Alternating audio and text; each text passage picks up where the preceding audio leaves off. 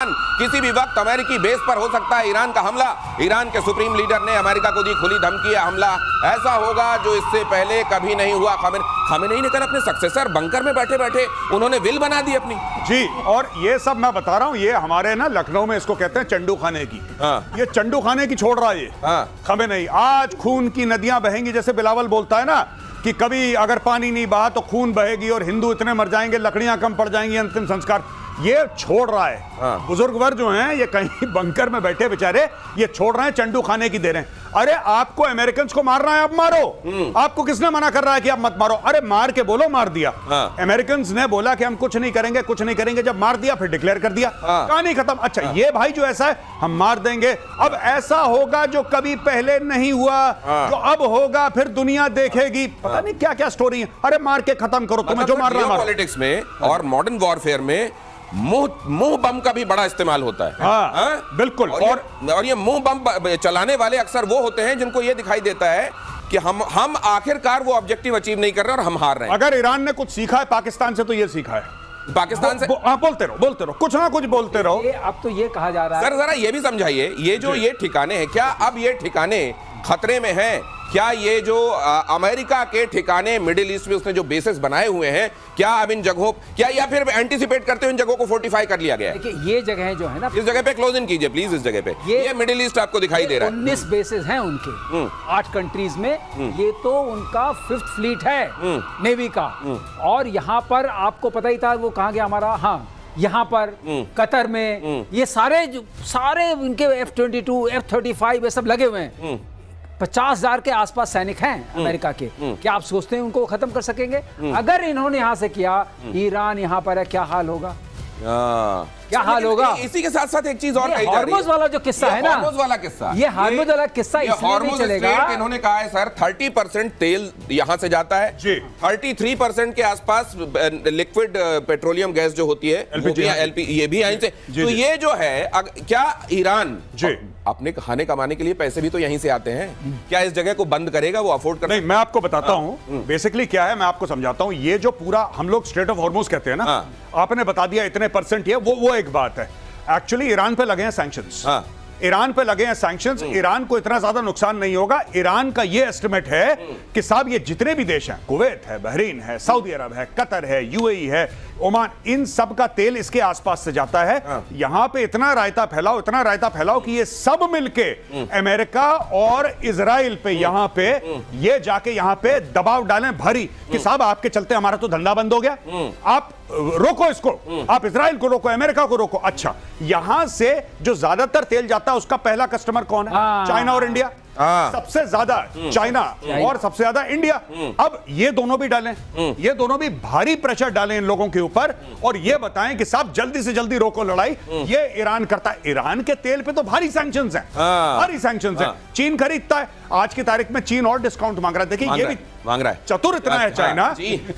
जो चीन ने जीने मरने की कसमें खाई थी ईरान के साथ कि भाई यारा तेरी यारी को मैंने खुदा माना, उस चाइना ने बोला कि भाई खुदा तो माना, डिस्काउंट कहां है, थोड़ा सा और पैसा दो, डिस्काउंट दो। तो 20 से लेकर वो कह रहा है 40% डिस्काउंट, क्योंकि तुम्हारी तो नैया डूबने वाली है बेटा। अब तुम बताओ कितने डिस्काउंट पे तेल दे रहे हो? तो ये चाइना का किरदार है भाई। ये चाइना का किरदार। हॉर्मुज स्ट्रेट को बंद करने का प्रस्ताव पास करने की बात हो रही है। ईरान की संसद ने प्रस्ताव पास किया। हॉर्मुज स्ट्रेट दुनिया का अहम तेल शिपिंग रूट है। राष्ट्रीय सुरक्षा परिषद प्रस्ताव पर इस पर फैसला ले रहा है। फारस, ओमान, अरब सागर को जोड़ने वाला हॉर्मुज स्ट्रेट, ये इस रूट से दुनिया का ज्यादातर तेल ट्रांसपोर्ट होता है। लेकिन तेल का कहते हैं वहां से स्मगलिंग भी बड़ी होती है और वो पाकिस्तान को जाती है। पाकिस्तान एक जमाने में 65-65 में पूरा तेल जो भरा गया था उस समय लड़ाई में, वो ईरान से जाने वाले इस तेल से ही भरा गया था। तो अब क्या पाकिस्तान का भी तेल निकलेगा? तेल सबसे ज्यादा तेल निकलेगा चाइना का। अच्छा, 80% उनको वो डिपेंडेंसी है उनकी। जो तेल यहाँ से जाता है ईरान का 80% उनके पास जाता है। अब सवाल रहा, तेल एक और निकल गया है जो नोबिटेक्स वाला याद आ रहा है ना, जो उनके $90 मिलियन को स्वाहा कर दिया क्रिप्टो करेंसी वाला, क्रिप्टो करेंसी, वो भी हाथ से निकल गई। स्मगलिंग से जो पैसा आता है वो भी चला गया। तो अगले अगर उनको बनाने हैं मिसाइल, तो उसके लिए आपको चाहिए ना चिप्स चाहिए, मेम्स चाहिए, सीकर चाहिए। वो किस पैसे से आएंगे? तो इसलिए ये बहुत बड़ी ये अब असमंजस होगा ईरान का कि मैं क्या करूं, बंद करूं तो मैं खुद मरूं, ना बंद करूं तो ये तो प्रेशर कैसे बनाऊं? प्रेशर कैसे? तेल अगर नहीं देता हूं तो दुनिया पे प्रेशर बनता है, वो इजराइल की कॉलर पकड़ेंगे, मत मारो इसको, क्यों कर रहे हो ये सब प्रेशर बनेगा। लेकिन अगर तेल नहीं देता हूं कब तक नहीं दूंगा, पैसे कहां से आएंगे? ये रोजी, अभी तो बम बाद में बनेंगे, रोटी तो चलानी है। अमेरिका की तरफ से 3 एटमी प्लांट पर अटैक के बाद ईरान का बड़ा दावा। अगली खबर फ्लैश कीजिए। न्यूक्लियर साइट्स को कोई नुकसान नहीं है, ईरान ने कहा। रेडिएशन लीक के खतरे से भी इनकार किया।